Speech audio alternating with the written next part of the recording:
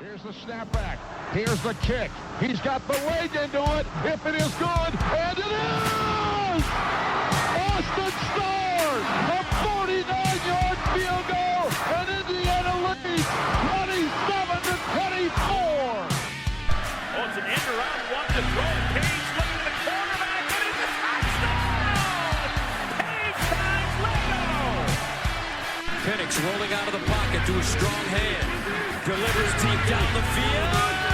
Caught, touchdown! Fry Fogel again.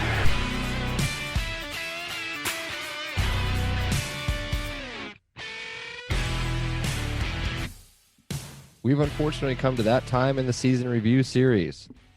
This is the LEO podcast, and it's time to talk lack of run game, big plays, not by us, and the Ty Fry Penix coming out party. Let's break down the first loss of the season to Ohio State.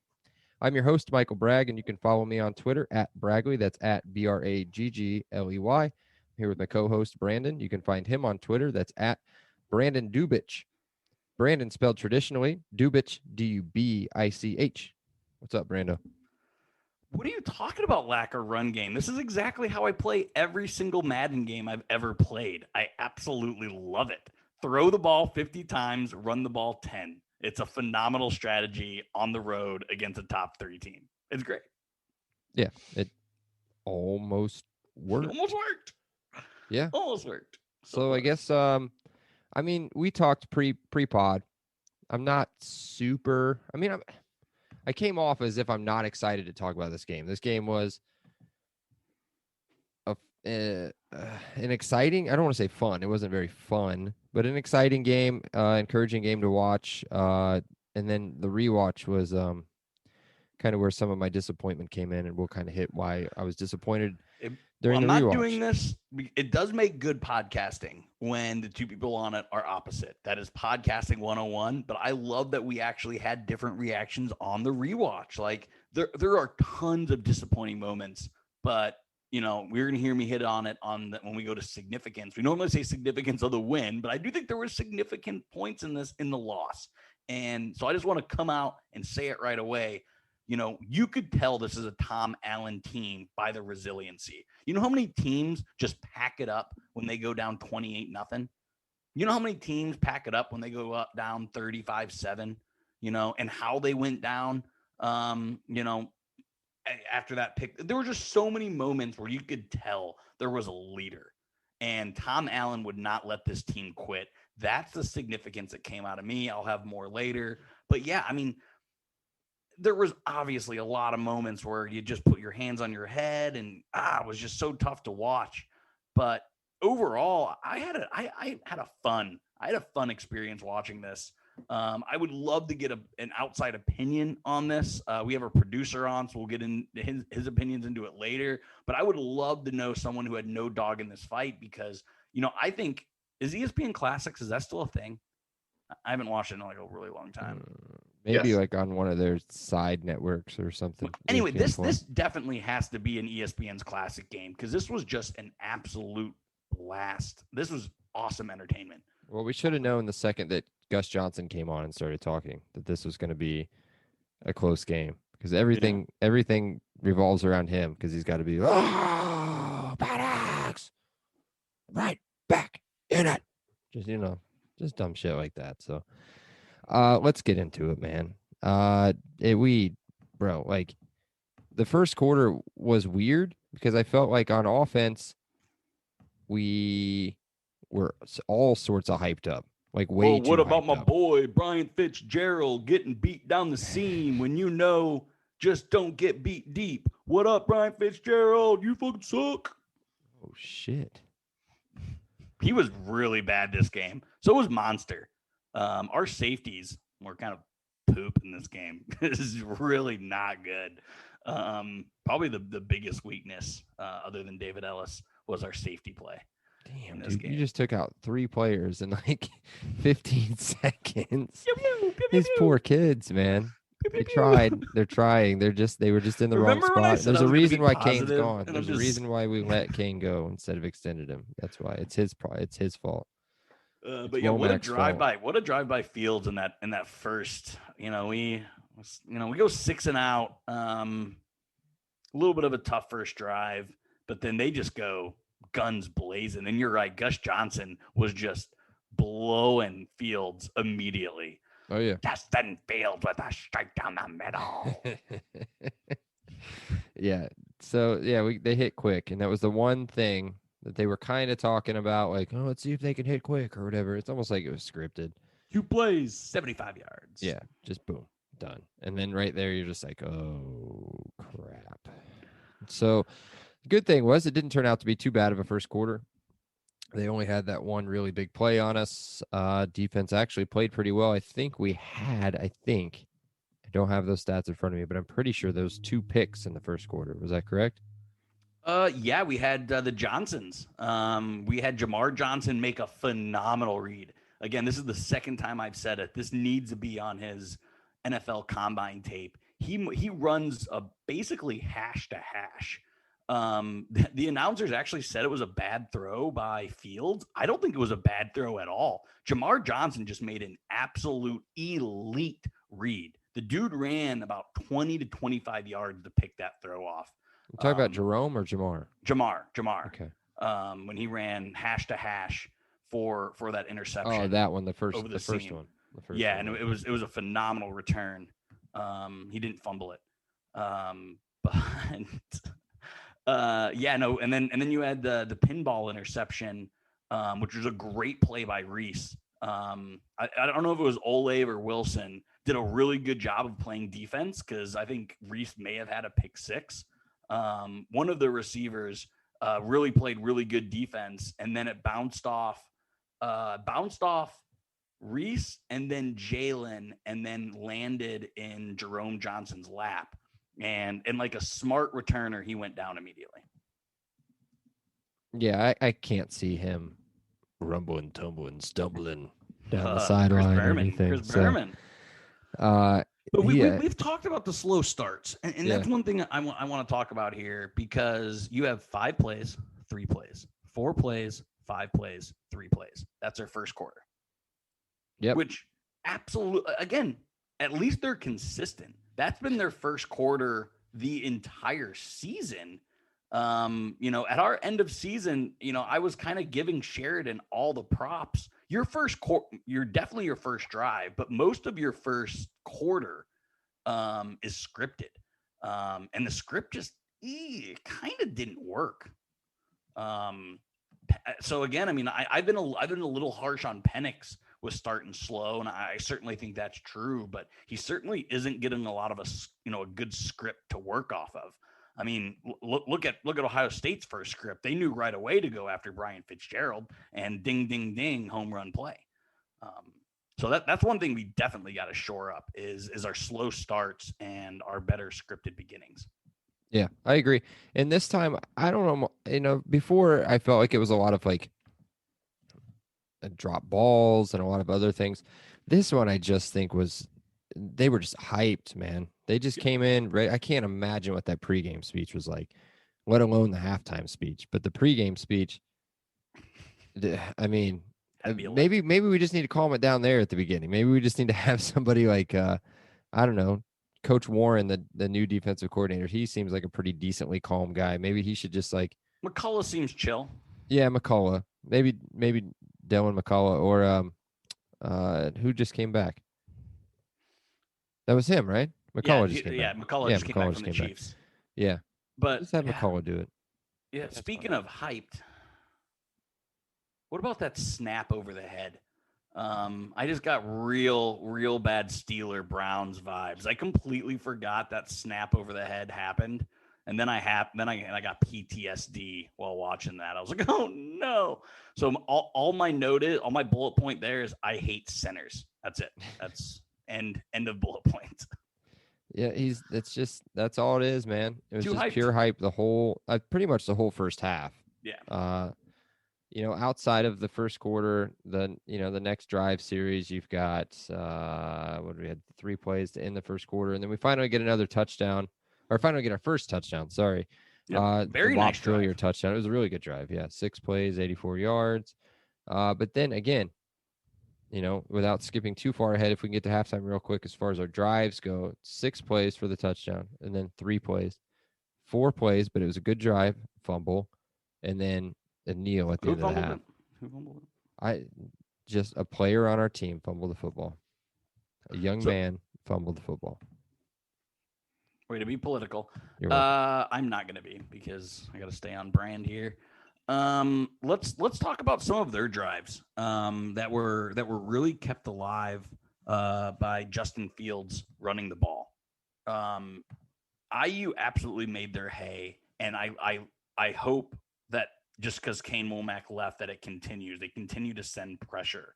But would you have liked this for them to kind of peel that pressure back? Because I don't know how many times I saw Micah McFadden, or I saw a safety, or I saw James Miller, or I saw Cam Jones run right past Justin Fields. Now, he's an elite first-round talent, going to slide to the Steelers at 24.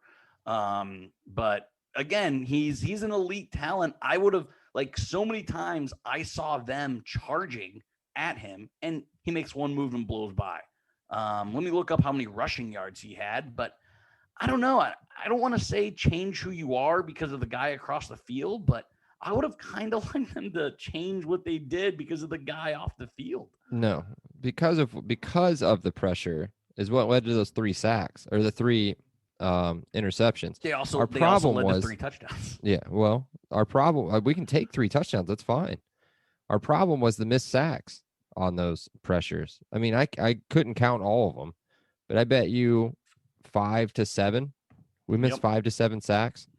And I get it. I mean, he's a big dude. There was one play, I want to say it was first quarter. It had to have been the first quarter, where we had Micah come in and somebody else.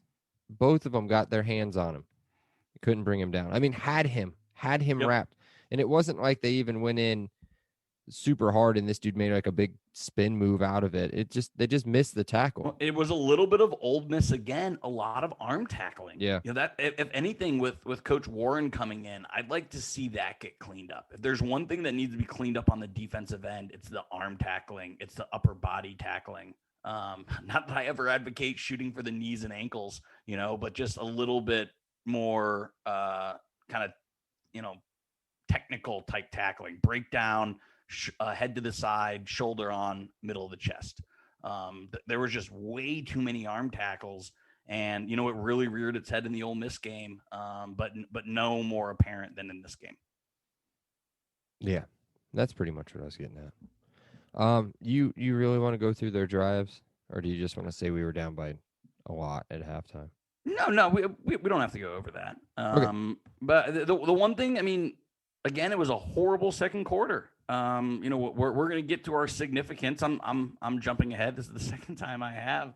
But if we want to look at not one player, not one play, it was the second quarter that killed us.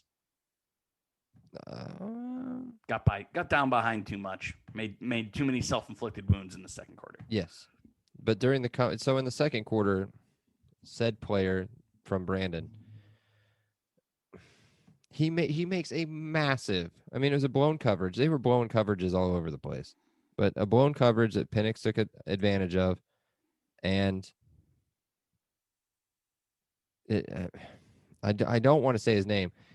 Makes a big play down the sidelines, gets it down to the 7. Should have scored. Goes to him if he again. cuts inside and doesn't go out of bounds like every Colts receiver, he probably scores, but he skirts outside instead of trying to make a guy miss. But it's fine. Hines Ward would have never done that. Okay, well, that was 15 years ago. But, so then he makes the big oops on the very next play. I mean, you've got a bunch of momentum. You're looking like, hey, look, we're gonna go in halftime 14-21. It's not been a great half offensively. We've looked really rough, really iffy. But to be down 1 score at Ohio State at halftime with that really kind mad of at how effort. you're saying Ohio State. I thought we said Ohio State a different way. Ohio State? Ohio State. At Ohio State. There we go. it just and now you throw me off. But either way, that was a big play in the second quarter. I think I agree with you in the second quarter. It was rough. You know this better than I do. Was he a running back coming out of high school? He was a receiver coming out of high school, but they tried him in the running back position. Man, he's only a sophomore. That makes a little bit more sense then, because he was kind of one of those kids in high school that did everything. Yeah, because so again, what I saw, because I watched this over a lot, and I watched this at home. I'm still working from home, and my wife literally said, "Why are you watching this play over 9 million times?" He was just north-south. I thought he was a running back, so I was just like, he knows better to run north-south. But if he was strictly a wide receiver, it makes sense. They don't know how to run. But he was basically running north-south and hanging the ball out like a loaf of bread. That's a bad combination. It's a super bad combination. So not only does he get the ball peanut Tillman punched out, but then he also gets his bell rung. So, wow. I mean, it was monster play. Here's a question that we'll never know the answer to, and it doesn't really matter, but it might matter. If the referee's not right there, does that play happen? Because he's catching the ball, and he makes a move, and the referee's right there. So I don't know. I just rewatched the play, and I'm just thinking maybe if that referee's not there. I didn't even catch that. Again, I watched the play so many times. I think in the moment you don't even notice the referee was there. I don't think it affected the play, but I don't know. You're right. We'll never know. David Ells will never say anything about it, but yeah, I mean, it was literally a 14-point swing. I mean, it was brutal. He sort of makes up for it. A little bit. He makes up for one walk-in touchdown. Are you kidding me? For one of them, he makes up for one. Kidding me? All three of us could have made that catch and walk-in touchdown. Two of us could have made the catch and walked in. Ouch! I'm offended. My ACL's better. I was just talking about catching the ball. So let's start the second half. It does not start well. I thought this was it. Thought this was the ball game. This is when I started grabbing 2 beers from the fridge every time I went to the fridge. This is the time where I was just pounding Natty Light too. So what's bad if I've gone through the good beer and we're already hitting into the Natty Light and just got past halftime, then it's either going really well or it's really bad. And this was really bad. 35-7 real quick. And then they didn't even have a third down. They didn't even have a third down on that possession. That what made us look pretty bad. And then what's his name? Joel. But again, we go back to the Clapp? scripts. Again, let's go back to the scripts. They score on their first drive. Yep. Was it Joel Klatt? Joel Klatt. Yeah, he's the one. This is the one where everybody's making a big deal because he was like Romo-esque. And he kept talking about, man, they really like the hard play action. And this is the one where they hit a legitimately hard play action play and hit, is it Olave? It had to have been it was Olave. Garrett Wilson again. Was it Wilson? Yeah, Wilson had a huge game. Hit Wilson down the sidelines. He's coming back next year. Isn't it? Olave's gone, but Wilson's coming back, I think. No, it's the other way. They're both coming back? No, one of them's going.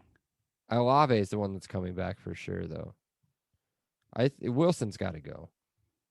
Dude, Why he's would you not go? Stud. I thought Wilson was coming back. I do. No.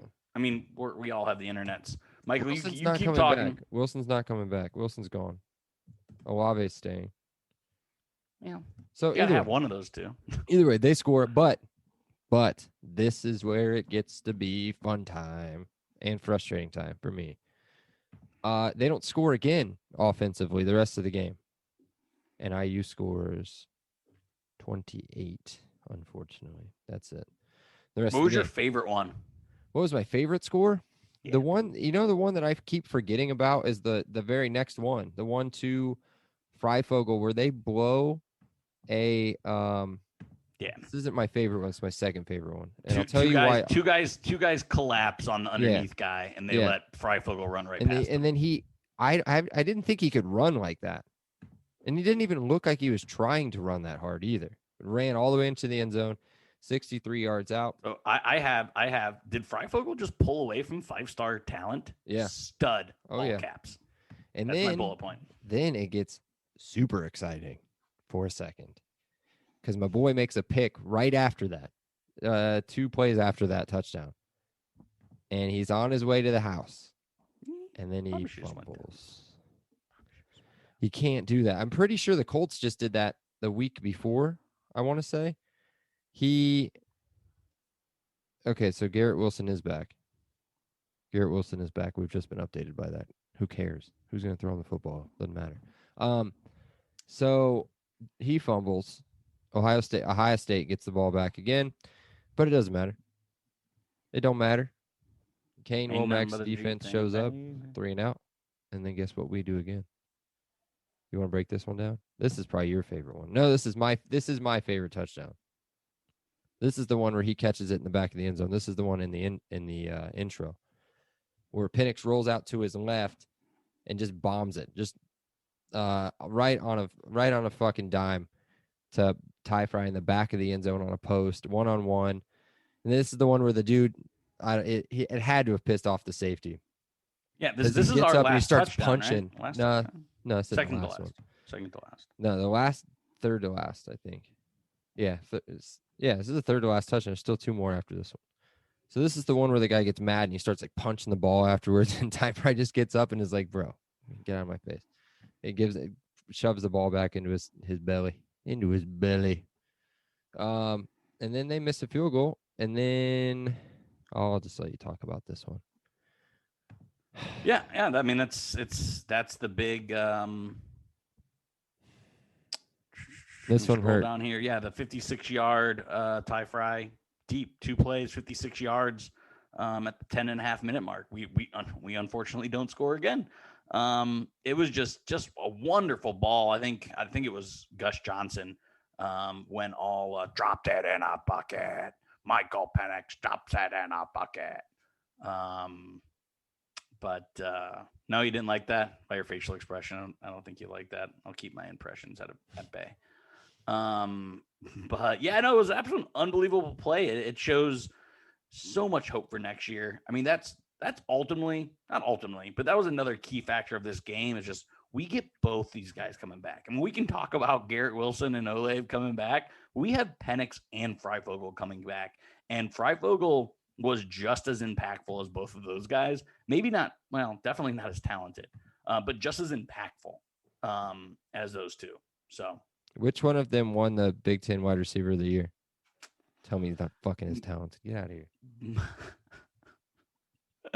But yeah, no, I again, it was my favorite touchdown. Remember when the announcers originally said it was an offensive pass interference? Oh, we're skipping that far ahead. I thought you were going to want to talk about your David Ellis. No, you can talk Your about David that. Ellis drop and then Sean Wade touchdown. But yeah, you're right. That's the one. And we missed it. What are we doing? Is this the one? I thought we missed the David Ellis touchdown. You already talked about that one. I'm not talking about that. Okay. Again, that's a play literally anyone can make. So this it was a great play. It was 5 wide, ran a pick play underneath, and there wasn't a defender, and he walked it. So this is the one that you're talking about, the Ty Fry down the sidelines. This is the one where I saw he caught it, started celebrating, saw 3 flags fly in. I think it was at least 2 to 3 fly in.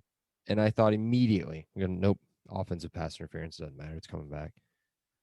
And then I almost felt guilty. I was like, oh shit, how did we get away with that one?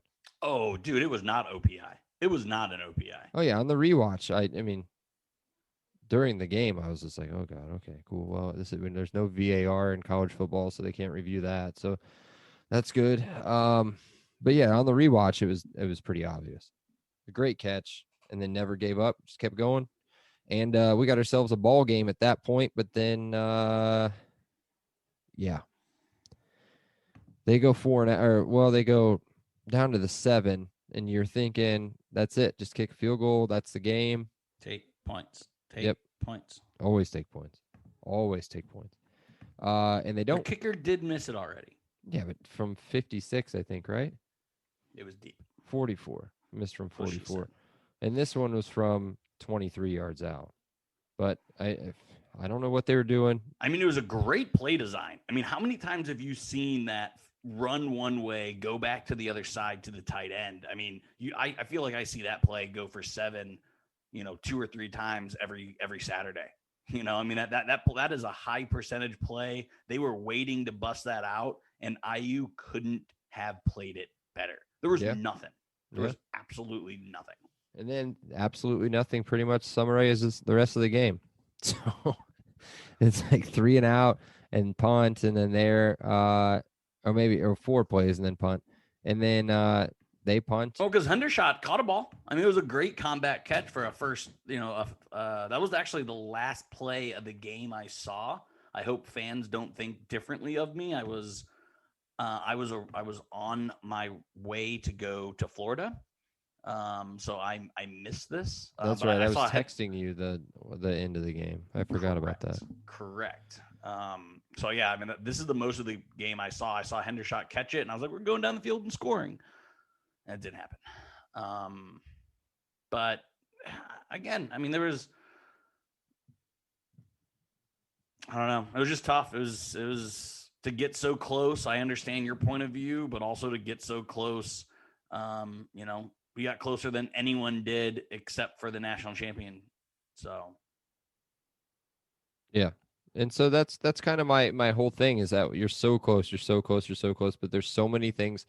The running game on each side of the football didn't work for us. Either side of the football. I mean, the fact that they ran, I get that what was his name? Their running back that either he was injured. Yeah, but the other guy, Sermon. He's the one that went off towards the end of the year. But Teague didn't even play at the end of the year. Yeah. Or not very much at least, but Teague had a career game against us. Like 170 yards and 2 touchdowns. That's just not his game. That's Sermon's game. And Sermon still had 60 yards on 9 carries, so he still was killing it. But yet we had a total of -1 yard. 50 runs. I mean, they absolutely pounded the rock and were extremely efficient. 6 yards per carry, which that's hard to have your average after that many runs. I mean, that's insanely. But I mean, you said it. I mean, if there's one position group that needs to be better, it needs to be the defensive line. So, I mean, it honestly, you could tell the talent gap. That was pretty much the only game this year where there was a considerable talent gap in a positional category. Yep, I agree. All right. We kind of hit some of the major moments, big plays. Do you have anything else as far as the game breakdown goes that you want to touch on before we move on to our players of the game? Well, I mean, so I have a few things. And we were just talking about the run game, and we joked about it at the beginning. But is this a formula that the Hoosiers can adopt and be successful?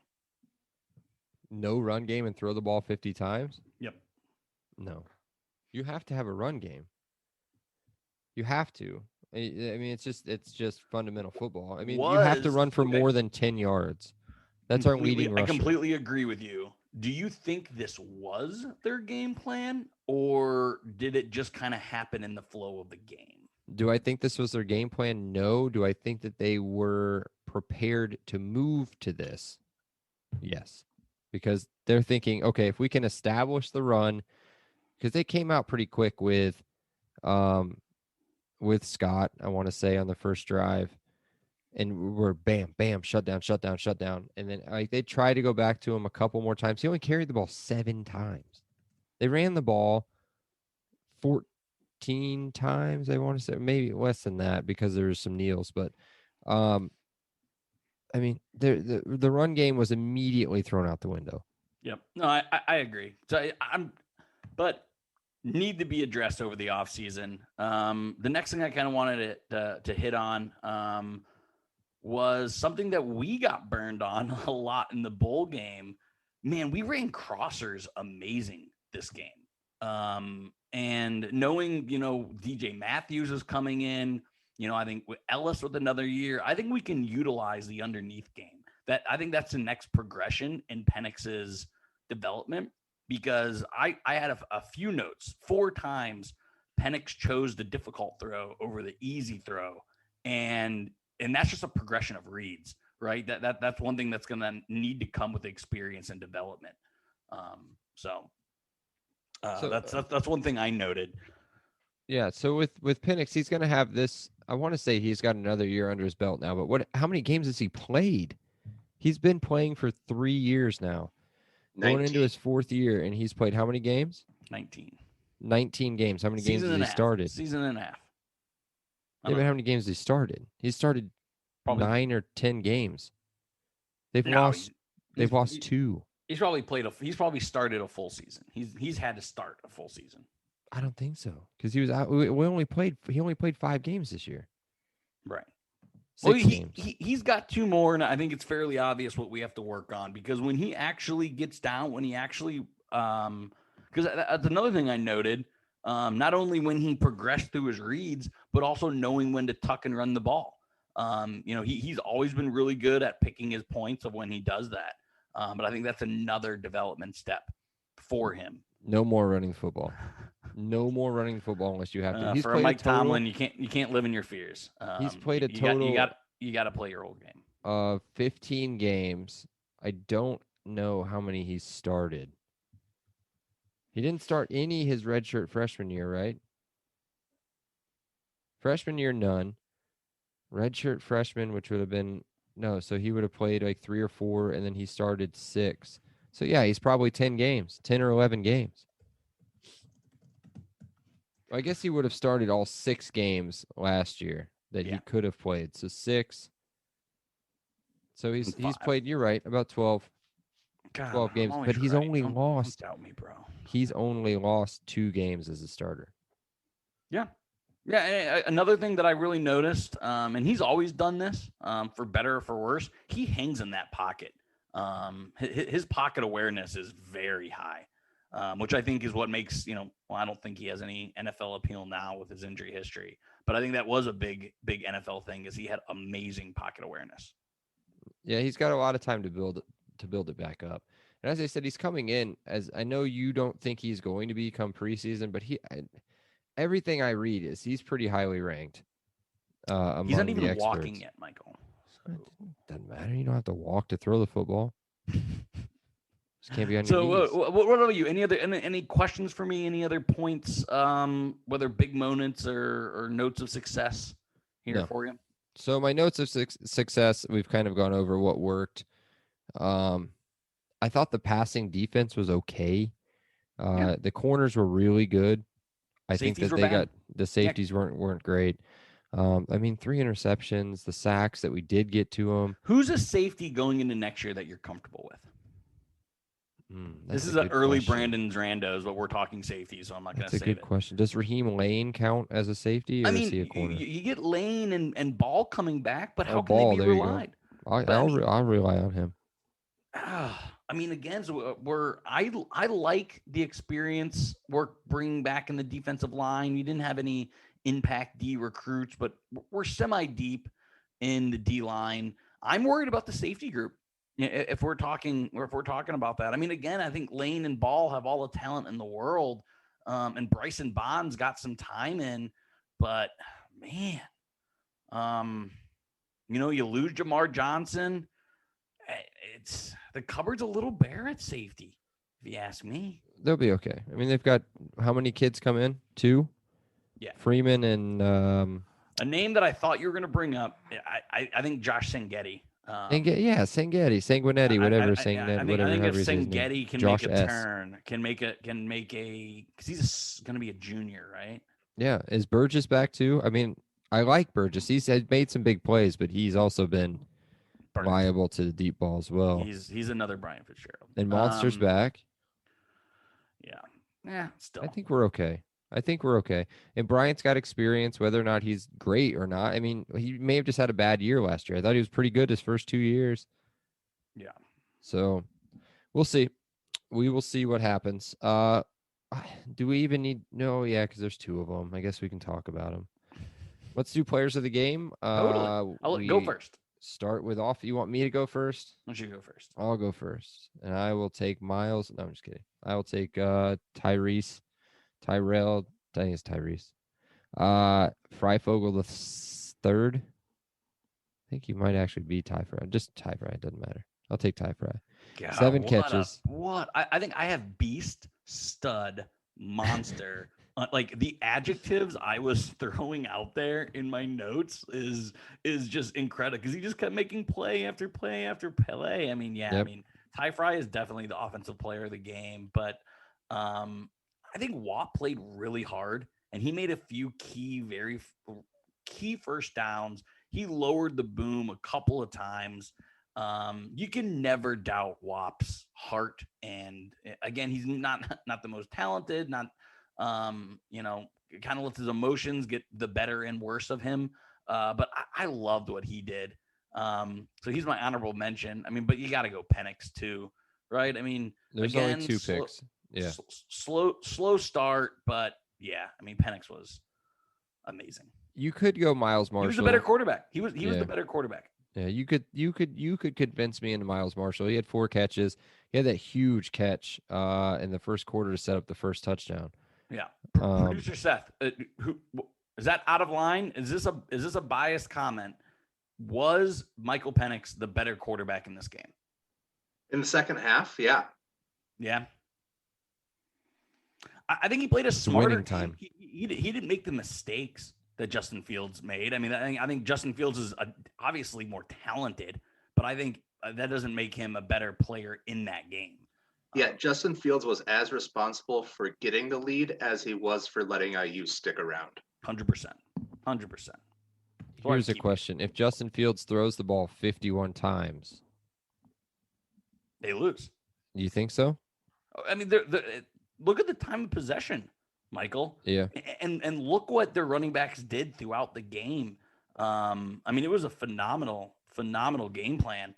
Yeah, I mean, if both of teams are playing 7-on-7 in the horseshoe, IU wins that game. Okay, well, let's flip it a little bit. What if Penix throws 3 picks? This game's not even close. Oh, it's 56-17. Yeah. So. Yeah. Yeah. Okay. Let's get your defensive player of the game. For me, you love when you don't hear a corner's name. That means he played phenomenal. So I'm going Tywone Mullen. The guy gave up, again, some huge stats, but it was mainly crossers over the middle with nickel cornerbacks, safeties, and linebackers where they did a lot of their damage. They got absolutely nothing on the sidelines. Tywone was the best defensive back in this game. I agree. He's way better than whoever that other player on their team. I'll just take the obvious one, I guess. And I'll go Micah McFadden. Totally was my number one. Yeah. Led the team in tackles, had 1 TFL, no sacks, But unfortunately. imagine if he had 2 sacks. Yeah. He missed 2 sacks. Both drives ended up resulting in touchdowns. And I think that's what's keeping him coming back next year. Is if this guy can clean up his tackling and be consistent every game, he's a stud. Absolute day 1, day 2 guy. The kid's incredible. Alex Anzalone, I don't know what that means. linebacker from Florida. I think he's with the Saints now. Hakuna Matata means no worries. He's that kind of guy. He's a starting middle linebacker in the NFL. I was thinking, what's his name? Josie Jewell. Josie Jewell. Yeah. Yep. Yeah, I made that comparison. I think I don't know. I made it because I'm smart. So I'm surprised you talked about somebody that wasn't on the Steelers. Oh God, how great would Josie Jewell be on the Steelers? Jesus Christ, just stop. Anyway, you ready to get into Brando's Randos? Because Yes. I got some cupcake ones. Again, I've already asked a lot of mine. Hold on. Before we get to Brando's Randos. Oh God, how did I almost miss this? I don't know. We must. we must talk about our sponsor real quick. And of course, today's episode is sponsored by the Monon Track Club. The Monon Track Club is Indiana's running brand built on a deep love for the sport in the Hoosier State. They craft products, tell stories, and create experiences that aim to celebrate, support, and add to Indiana's running culture. Guys, do you like running? No, me neither. But do you like sick hoodies and t-shirts? Yes, for sure. Make sure you order maybe a half size over what you normally order. Just a heads up. But check out the link in the show notes and shop MTC. Support a small business owned by an IU alumni who does like 800 other things. So if you need lawyer support too, you can probably hit him up through the website as well. Brandon And as a circa thank you, 2009 could have used that. yes. And as a thank you to our listeners, MTC is offering customers 10% off their purchase with promo code LEO10. If you live locally, you can probably save on shipping as well by just stopping by his house. I ever tell you that story? No? And Should we put it on the I feel like pod? it happened a lot in Bloomington. I don't know if it happened up in Purdue because I don't think they like partied or drank at all up there. But I thought it was my apartment when my keys didn't work, so I kicked in the door and broke into someone's house unintentionally. So I was breaking and entering felon for like 2 weeks before they knocked it down to a misdemeanor. But Do you want me to cut this out of the podcast because we are recording? it happened. It happened 12 years ago. It's outside whatever laws that is. It's already been expunged. So I it's will fine. not don't care. talk Keep it. about the things that I did 12 years ago on the pod. Would not be very good. We would lose all chance of ever getting Tom Allen on here if he ever heard about half the things that I did when I was 12 years ago. So let's move on.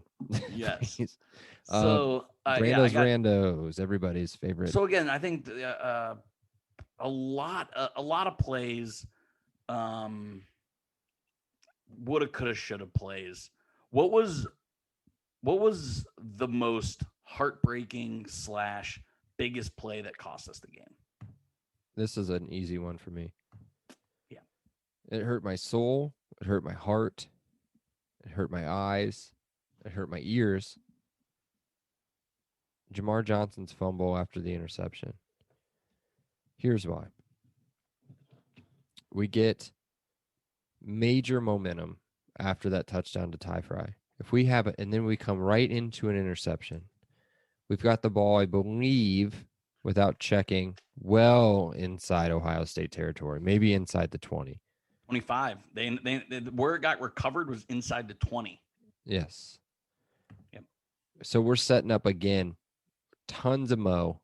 Uncle Mo's here, knocking on the door, and then I don't think I let Uncle Mo visit my kids, by the way. no, my kids aren't home.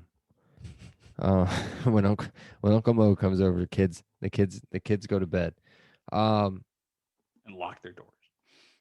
Yeah, I don't know if this sounds weird, but I don't know. I don't know what we were trying to do there with Uncle Mo. Yeah, but yeah, that was the one. That one hurt.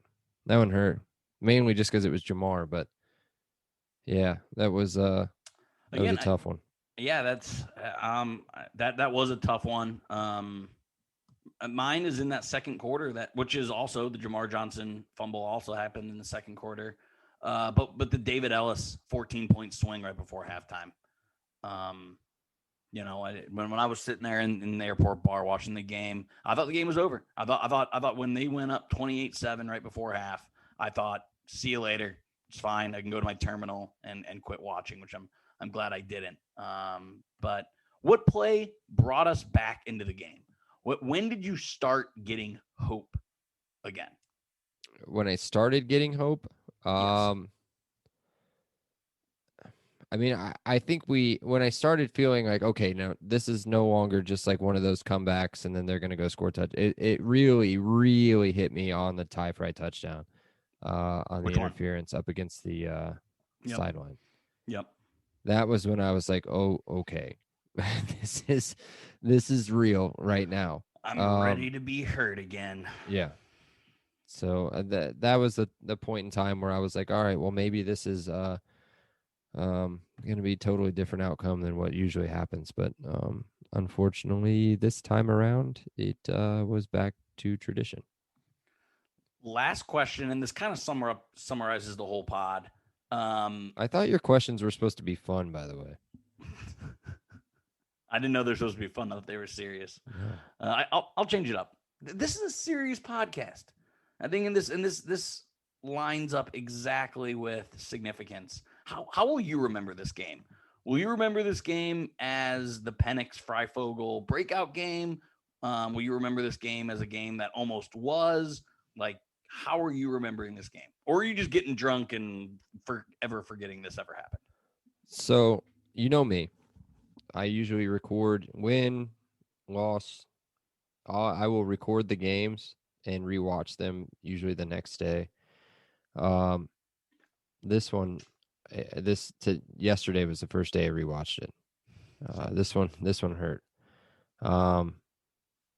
I unfortunately, and I know that I gave you a bunch of shit about killing him at the beginning of the pod.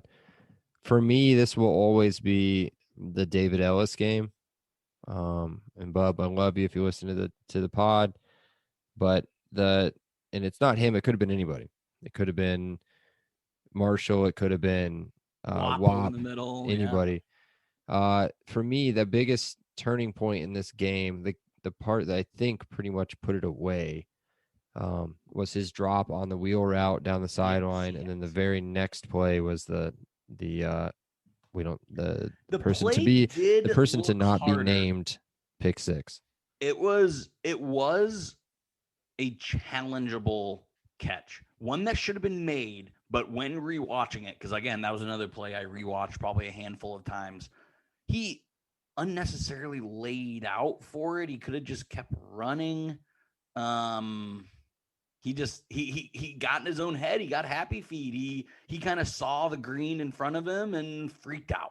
He could have walked. He could have caught the ball. I'm not saying that he could have walked to catch it, but once he catches the ball, he's coasting. He's coasting. Yeah, there was unnecessary jump. Read his jump wrong. I mean, he just botched that play. But it was harder on rewatch than I originally thought. Like, I originally thought it was like, stone hands. But it wasn't quite that. 1 to 10, it was probably a 6, maybe a 7.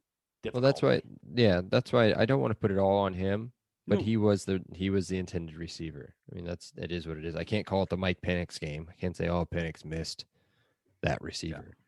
It's like the guy he missed was David Ellis, and it just happened to be him. So, yeah, is that it? That's the 3? That's it. I'll make it more fun next time. Yeah, next time. I didn't know what we were going with. I didn't know the bit. I didn't know there was a bit. Yeah, that's why it's everybody's favorite segment.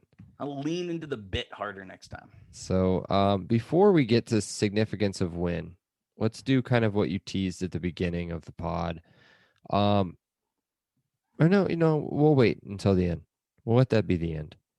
Let's talk about our significance of the game. This is the first and only time during the regular season that this is not called significance of the win. Brandon, what was the significance of this game for you? Fight and resilience. I said at the beginning. I'm not going to go into too much more detail because I kind of already ruined this. But it just embodied everything that Tom Allen is. It's why we're the LEO podcast. It's why this isn't a one season thing. For me, the team never quit. And this team will never quit under Tom Allen because he's such a leader and the team plays for him so hard. Unlike the other sport that IU does, basketball, where the team completely quit on him and nobody plays for Archie Miller. So just very thankful. I'm part of the LEO podcast and not the Archie Bunker podcast. We usually don't do that on this podcast, but yeah. So for me, the significance of the game, I know that you think I'm being Mr. Debbie Downer and Mr. being, not excited to do this review. Everyone grieves differently. I think right now, you're mourning in this. And that's my heart hurts, Brandon. That's it. That's an acceptable. That's you. Everyone grieves differently. So here's what I wrote. After watching this game, initially, I didn't think we were really this good. I really just thought that, hey, they went up 35-7. They sat back. They didn't care. They let us get, a couple touchdowns, and then they just took it back over. Not the case. This team on rewatch is really good. But there's a big caveat to that, and we saw it at the end of the season. Michael Penix, when he's on, so for 2.5 quarters of every game he's played, is really, really good. Yep. To the point to where we should be, God forbid he gets another injury. If he can stay healthy for a full season, we're a major contender nationally. If he plays the next 2 seasons fully, we lose 4 combined games. That's a lot. I think we lose 3 next year, and then I think his senior year we lose 1 game. 3? I think we lose 3 next year. Who we losing to? Idaho? I don't know. Yeah, I don't know. No, I think we win every game ever. The rest of the time he plays. So with your there, what are you grading? Because I think you may go higher than me. I think this is the first time my grade will be lower than your grade. No, my grade is not on the traditional English schooling, American schooling grading scale. You can't go incomplete like I did last week, because mine was the biggest cop-out answer of all time. I went with E for effort. God, you stole mine for incomplete last week, you son of a bitch. And then I put in quotations, no moral victories. So I don't want to sit here and say, oh, this is an A+ because we didn't give up and we were so close to beating them. This is such a good game. No, the score is, for effort is an A++++, extra credit, whatever. Remember that? That was cool. Wish we got extra credit for like real life shit, but like A+++ for effort. So I'll give it an E for effort. They just didn't stop, man. We've talked about it the whole pod. They never gave up. So what was your grade? So since I gave a BS answer, I gave offense, I gave an A. Defense, I gave a B-. Special teams, B. I think we played a B game. I think if we play an A game, I think we win. I think if we play a B+ or A-, who knows, 50-50. I think the fact that we can go toe-to-toe with Ohio State and not play our best game getting there only says what potential this team has. And it's super exciting to know that. All right. So this is the time that I kind of teased. This will be Seth's first small segment in this. Seth, from an outsider, somebody that was watching this with a clear bias towards hatred of IU and as you should, Ohio State. I hate his school. So of clear bias of actually hating both of the schools, maybe Ohio State more than IU actually. How Purdue's kind of owned Ohio State, not owned, but I mean they've had their moments. Don't forget that one game. Remember that one game that they keep talking about that was like 3 or 4 years ago under the lights in Purdue where they. A good thing to talk about. Ron Dale. With Ron Dale. What did you think? What you can give a grade and then you can talk a little bit about what you think about how IU played. If you thought this was a fluke game, if you thought this was something that was real, what did you think? Oh boy! All right, on the spot. All right, this was a super exciting game to watch. As you said, I think my hatred for Ohio State may boil over slightly more than my hatred for IU. So this game had me rooting full bore for IU. It was one of those really weird, awkward positions to be in, where you're rooting for IU unabashedly.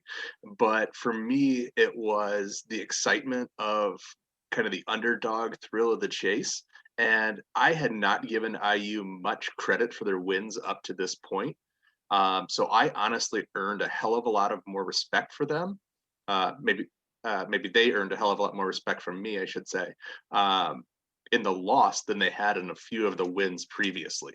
So for me, that was the moment where I go, oh shit, when we play this year, they are going to kick our ass and it's going to be bad. And my text to you after that game, where if I remember correctly, and it may be a little hazy now, but was something along the lines of, oh boy, if this is real, we're in trouble. So yeah, for me, it was a super exciting game to watch, but it was not, I focused less on the result. It was more on the legitimacy of the program. I thought that was impressive. Good answer. You can continue to produce our podcast. Yeah, that was good to hear for sure. When you guys hear us laughing, it is mostly the commentary by our producer. So he does wonderful things for us. He also fact checks all my bullshit, so you can thank him for that. And then I get it wrong, and then we have to fact check that again. But yeah, we'll get there. We'll smooth this up. Small for steps. Sure. So let's wrap it up a little bit. Be sure to check out the pod on Facebook and Twitter. It's facebook.com/. Also, rewatch this game, people. And rewatch the game. Rewatch this game. It's unbelievable. You'll enjoy it, I promise. On Facebook. Or you won't. Facebook. Who knows? I can't tell you. Facebook.com/podcastleo, and on Twitter @podcastleo. Also subscribe, download, rate, review, please, very much. Then do it again. You can rate us and do whatever you want. You can be a bad rating, just as long as you subscribe and then you unsubscribe and then resubscribe again and then rate again and then do all that stuff. So tell your friends about us. Tell your Purdue people. Tell the Ohio State people. Tell IU people. Tell Ole Miss people, because they seem pretty nice. Most engagement is from other teams' fan bases, which is pretty weird and cool. I mean, trolls exist, but this is for everybody. If any Ohio State people want to reach out, like, you guys can go fuck yourself. So if I can sit through this every week, anybody else can. Yeah. I don't know. So how you do it. Either way, all six of you, all six of our listeners, we love you very much. Brandon will be off next week, actually. So I was going to say we'll do it again next week, but I will probably be by myself, or I'll have Seth join, or maybe I can grab a special guest. We'll see. Until then, Brandon, Elio. Awesome day. Elio. Thank you so much, Rick. I appreciate that. Elio. All right, great. Elio. Appreciate you guys. Elio. You're welcome, Dave. Have a great day. Elio. Have a great day. Elio. Appreciate you being here with us. Have an awesome day. And Elio. Oh, thank you so much. Elio. Well, thanks so much, Elio. Hey, thanks so much, Mike. Appreciate that. Elio. Appreciate you guys, man. Have an awesome day. Elio. Awesome. Elio. Elio.